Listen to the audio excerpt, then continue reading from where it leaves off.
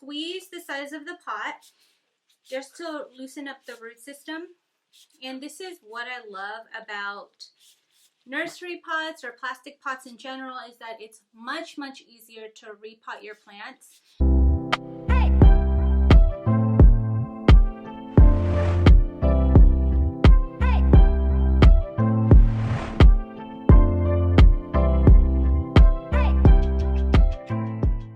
Hey guys, welcome back to my channel. My name is Elma. If you're new here, welcome.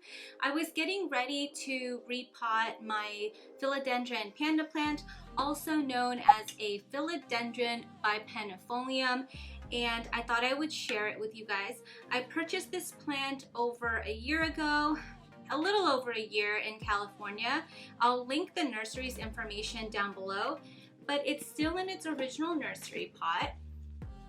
So you can see here, it's grown quite a bit, and I actually got it for $12, which is such a steal. I love that nursery, and every time I get a chance to go in LA, I usually try to go to that nursery because they have some really great, amazing plants. But yeah, so I've had this plant for about a year now, and you could see that the roots are starting to creep out of the drainage holes. And also I've noticed that the growth has stunted a bit, so I thought it was time to go ahead and repot this plant into a larger pot so that the roots can have more space to grow. So if you are interested, then keep on watching. So really quickly before we get started, I want to go over the soil that I'll be using. Now typically I do use a just regular potting soil and cactus potting mix. And I mix that 50-50, but recently I've noticed that some of my plants have developed mold on the soil, and actually let me show you what I mean. So if you watched my video on my rubber plant, and I will go ahead and link the video down below if you haven't seen it, but I did repot my rubber plant. Here it is. And I used the Miracle-Gro potting mix and the Miracle-Gro cactus mix. And after, I don't know when I initially noticed the mold, but mold started to appear on the surface of the soil. And I've just been, picking it off, but I'm not sure what's causing the mold. And so I thought I would just use something different, but I wanted to show you guys just to see if you've had any similar issues. I don't know if that's due to the age of the soil. Let me see if you'll be able to, if I can capture it for you guys. You see it right there. You see that? So the white little fuzzy stuff. So lately I've just been picking all of that soil off, and it's just, I'm not sure if it's really doing anything to the plant. It doesn't appear to be hurting the plant. But I wanted to go ahead and try something different. So I went to my local nursery and picked up this. So it's called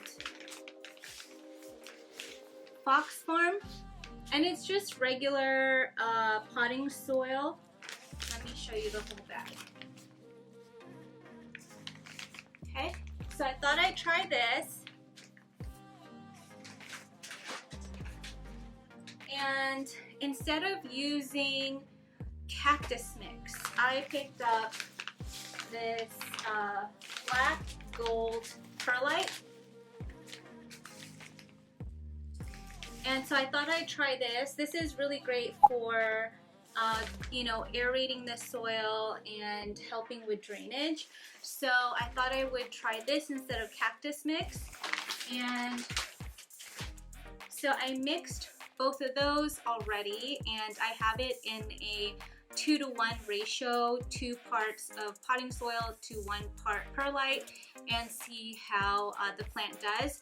Now this plant likes very well draining soil mixtures, so I wanted to go ahead and give that potting mix a shot and see how the plant does while I figure out why my other plant is having issues with mold. And if you guys have seen that with any of your plants, please leave me a comment below and let me know. Does it affect the plant?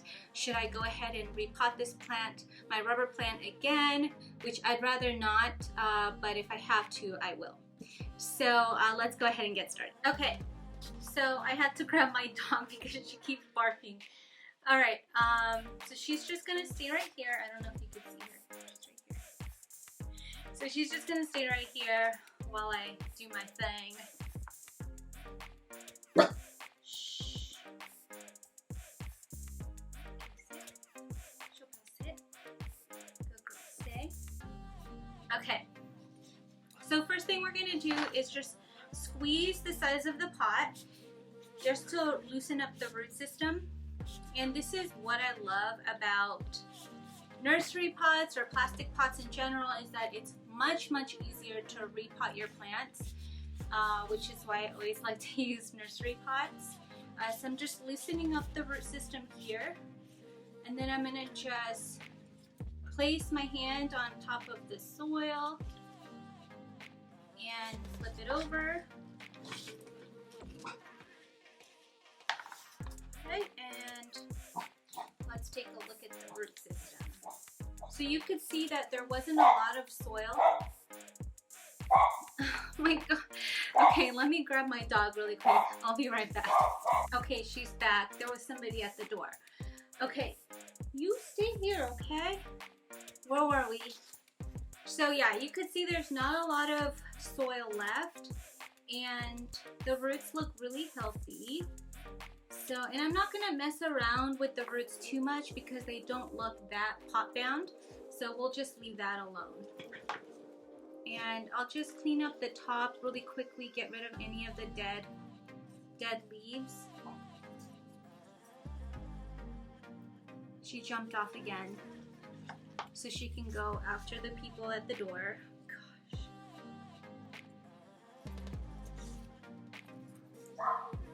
There she goes again. I'm gonna have to grab her again, guys. Okay.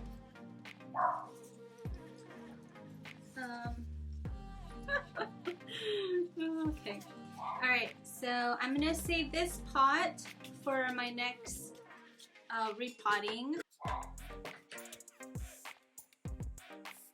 Okay, so we are going to repot this plant into an 8-inch pot. Okay, and so it's got the drainage holes, and I've already cleaned this. This is actually from my rubber plant. So I've cleaned it up, and so now it's ready for the soil. And I've already pre-mixed my soil. This is what it looks like. So we're gonna go ahead and add some soil to the bottom of the pot.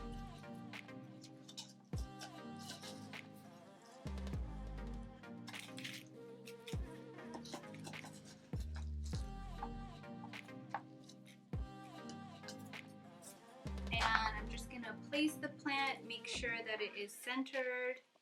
I'm gonna add just a little bit more soil.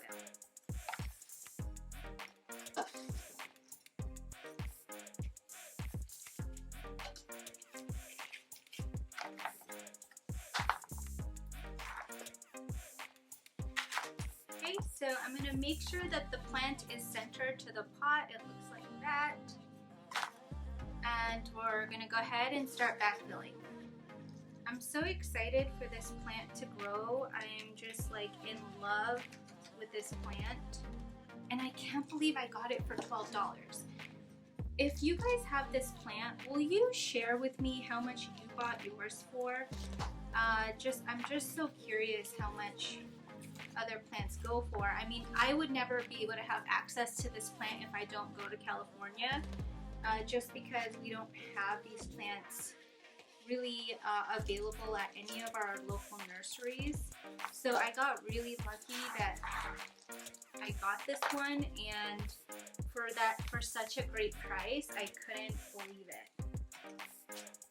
So just backfilling and then making sure that I'm also gently tapping the soil in to eliminate any air pockets. And you don't want to fill it up too high. You want to leave about 1 to 2 inches from the rim of the pot so that when you water the plant, it doesn't, or the soil doesn't come out. So, and then you can also tap the sides gently to eliminate any air pockets and see if you need to add more soil. So just a little more.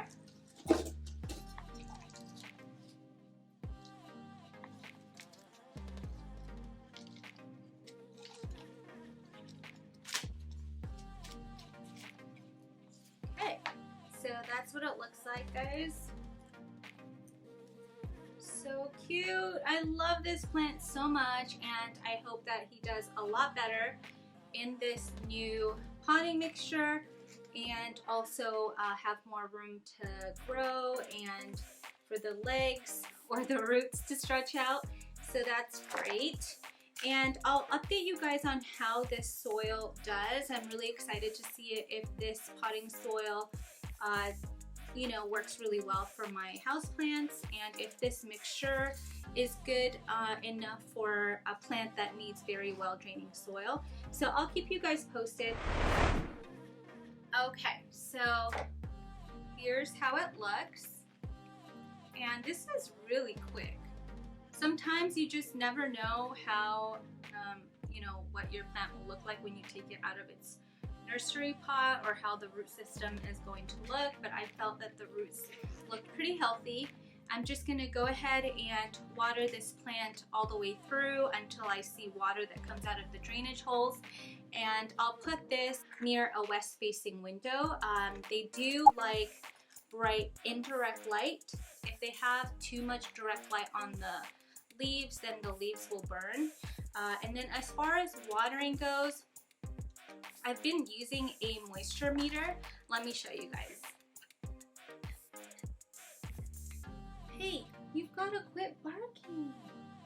I'm filming a video. Oh my god. Okay? Oh my goodness. You're barking. Oh gosh. Okay, you sit right here. Sit here. Sit, sit, sit. Okay, I'm back with my moisture meter. I purchased this from Amazon. If you guys are interested in purchasing this exact one, I will link it down below in the description box. But here's the dial here. And so typically, I will go ahead and stick this all the way around the plant. And if it reads like 3, on here where it says red dry, then I will go ahead and water the plant. If it's still moist, I leave it alone. I actually like to wait until the soil dries out in between watering.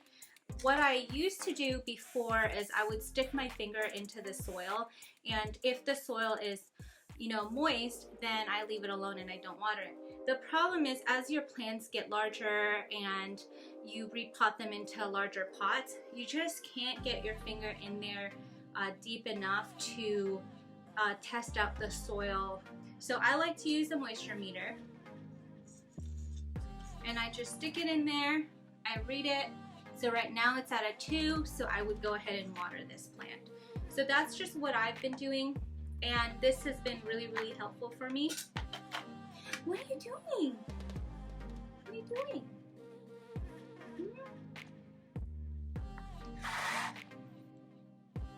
Okay, so anyway, I'm gonna go ahead and put this in a cute planter, and I will update you guys on how this plant does. If you enjoyed watching this video, please give it a thumbs up and subscribe if you are new to my channel, and I will see you guys in my next one.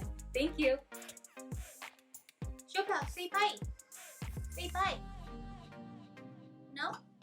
Oh.